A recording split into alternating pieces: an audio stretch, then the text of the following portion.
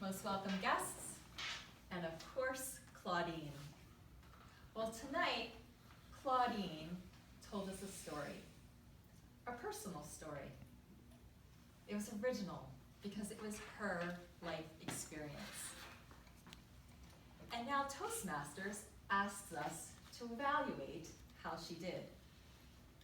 Now, if we weren't here tonight thinking about this and we just heard the story, it would be very easy for us to think about that story that she told, because we would just think about it emotionally. We would say, did I like it? Did it make me smile? Was it funny? We just listen for an emotional connection. And I think that happened for me. So without a lot of structure or organization and thinking too much about, did this story fascinate me? Well, the answer is simple. It did. I laughed. I was able to follow her story very well. And this is where Toastmasters helps us to deliver a very good story. It gives us very specific criteria for what make up a great story. We have to identify characters. That was Claudine and her husband.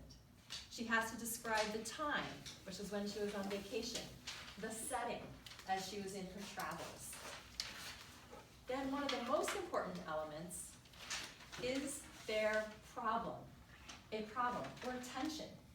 And this is what I think really made Claudine's storytelling work. In the first part, she described a situation of the two benches where she provided a juxtaposition of what she expected to experience when she sat down on the bench versus what really happened. She was completely surprised when the gentleman started bathing himself with the oranges and proceeded to do push-ups afterwards. So she expected one thing, and she got another.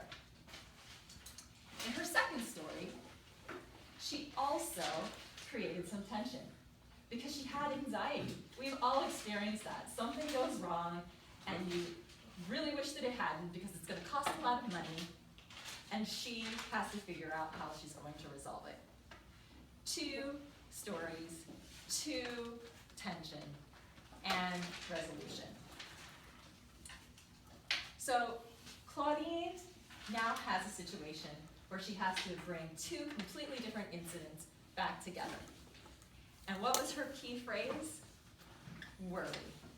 She said, that gentleman over there on the bench had no worries in the world. He was enjoying life. And look at me, I was so worried about that dot on that windshield. And the car agency didn't care at all.